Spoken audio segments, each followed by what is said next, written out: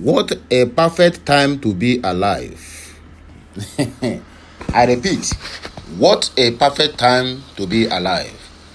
I may not spend much of your time, or rather, I would not like to spend much of your time in frivolities, but I would like you to just tap into the message and listen. Just like as I promised earlier, that the next message is going to be our Oga on top, where people are made Ťǔnìbu, our grandpa. He don't come out to contact say Mazi say he must be released after our monarchy, the only reasonable and respected monarch we have in Igbo land from Enugu state. That man, he will live more than Methuselah. And very strong, no be say that one wey be say person go just live now before you know it, person go don kpai. No, that man must live long. So after the man give him woto in front of everybody, because world is watching that day. Bola Ahmed Tinubu don go inside. They say, so I no go bail this and Kabas again. Same Nnamdi Kanu must be released. So that the message I want to show you now. Please join me. In fact, let me draw you by the hand and show you the message so that it will clear all your doubts. It shock you, Abi? Don't worry. The more shock is coming, because after this news, that's another Obonga news that when I drop it, my brother, everybody must watch it. It is not under probability. You must watch that video. The next video after this one. Okay, please listen to our Oga on top. And if you have anything to say over this matter, please drop it at the comment section. Initially, I thought this video was AI, but not until I sent this video to my guy who knows more about AI. He examined the video and said, no. I said, this video is not AI. So please listen to him. And as you are watching, like, share, comment, and make sure you keep subscribing for more interesting videos. Please follow us on all our social media handles. Don't forget, we have a backup page on Facebook, so please follow all in case, because videos we are dropping these days is 4 or 5. So one part goes to the first Facebook page and another part goes to another Facebook page. So if you are watching me from Facebook, please endeavor to follow ODT backup page, which is Okuche Daily Talk backup page. It shall be well with you. Please listen to our Oga on top. Dear compatriots, distinguished elders, leaders of thought, traditional rulers, members of the National Assembly, judiciary, diplomatic community, security agencies, our vibrant youth, and especially my brothers and sisters in the Southeast, good evening. Tonight, I address you at a defining moment in the life of our great nation. Nigeria has always been a country of strong opinions, deep emotions, and powerful convictions. We are passionate people. We care deeply about justice, fairness, dignity, and identity. That passion is not our weakness, it is our strength. But passion must be guided by wisdom. Emotion must be balanced with responsibility. And leadership must be anchored in courage. For years, the matter of Mazi Nnamdi Kanu has remained one of the most sensitive issues in our national discourse. It has stirred debates in homes, markets, churches, mosques, universities, and across the diaspora. It has generated legal arguments, political tensions, and community divisions that have touched every corner of our federation. As president, I have followed this matter closely, not merely as a political issue, but as a national concern with deep implications for our unity, stability, and future. Today, after extensive consultations with key stakeholders, legal advisors, security agencies, respected Southeast elders, the National Council of State, and international partners, I speak clearly and directly to the Nigerian people about the path forward. Nigeria must move forward. And moving forward requires courage. It requires reconciliation. It requires healing. It requires leadership bold enough to turn the page. Let me affirm a fundamental principle. Nigeria is governed by the rule of law. Our institutions must be respected. Our courts must function independently. Justice must not only be done, it must be seen to be done. The legal processes surrounding Mazi Nnamdi Kanu have been complex and prolonged. As president, I do not interfere with the judiciary. I do not dictate outcomes. I will never undermine our constitutional order. However, leadership also means recognizing when political solutions within the bounds of law can advance national peace. After careful reflection and consultations, I have directed the federal government to begin structured legal and constitutional processes that may lead to the release of Mazi in the coming months, subject to lawful frameworks and binding agreements that protect national security and unity. Let me be clear. This is not weakness. It is statesmanship. This is not capitulation. It is commitment to peace. Nigeria is strongest when we choose dialogue over division. We are most powerful when we build bridges, not walls. My brothers and sisters in Abia, Anambra, Ebonyi, Enugu, and Imo, this message is especially for you. You are an indispensable part of Nigeria's story.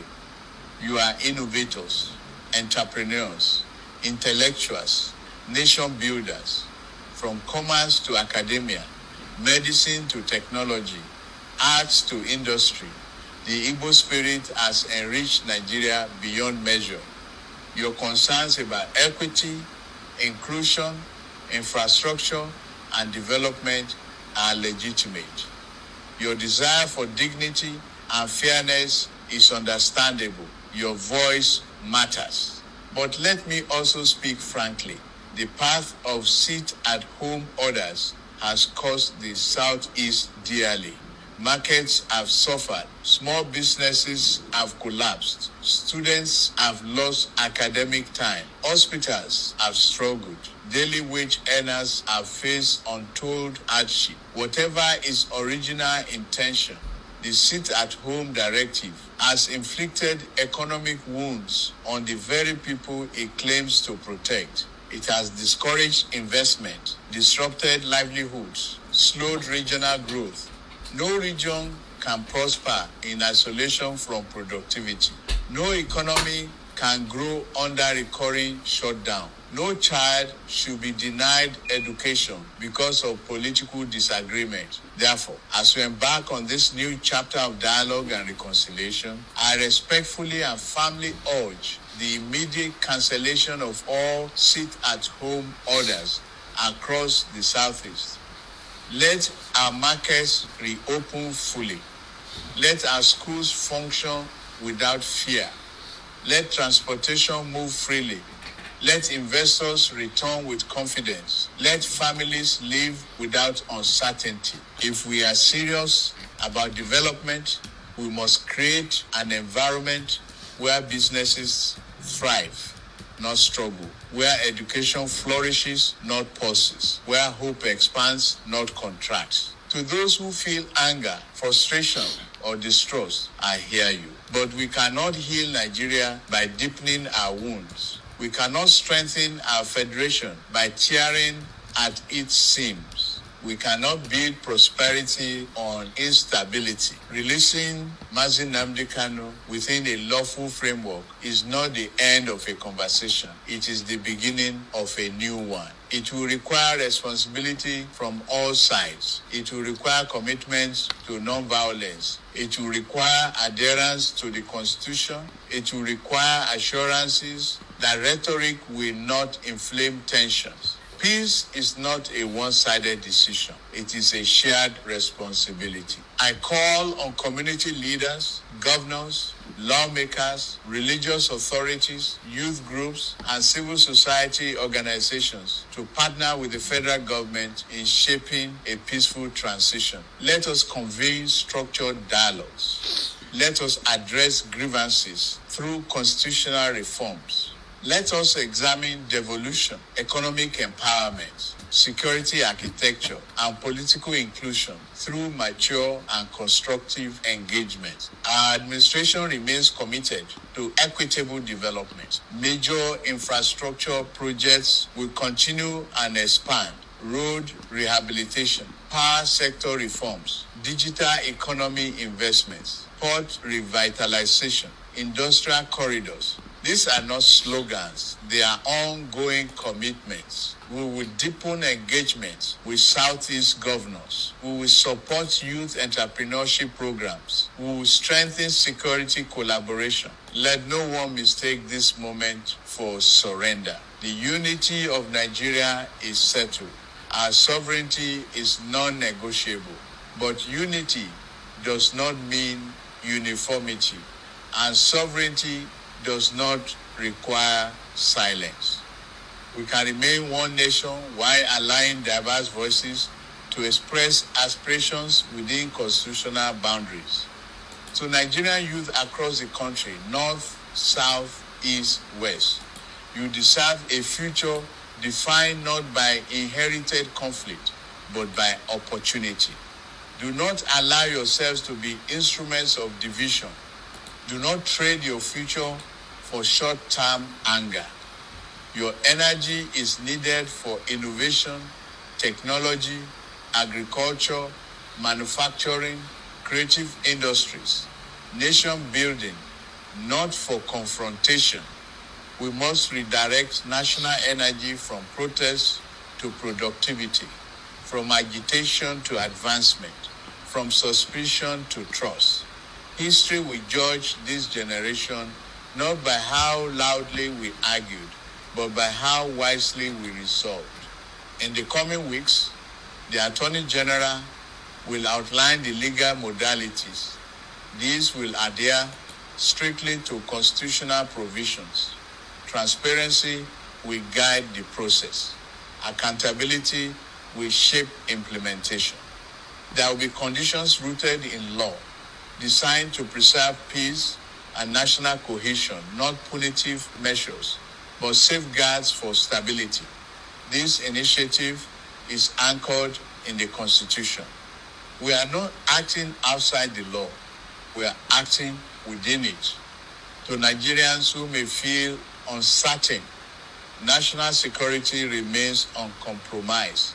The government will not tolerate violence, incitement, or threats to public order. Peaceful advocacy is protected. Violence is not. Dialogue is welcome. Destruction is not. My fellow Nigerians, reconciliation is never easy. It demands humility. It demands compromise. It demands patience.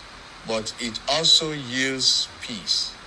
Imagine a Southeast where commerce flows uninterrupted 7 days a week, industries operating at full capacity, schools completing academic calendars without disruption, investors building factories, technology hubs, agro-processing centers, young graduates finding employment at home instead of searching endlessly abroad. This is possible, but it requires collective will. We stand at a crossroads.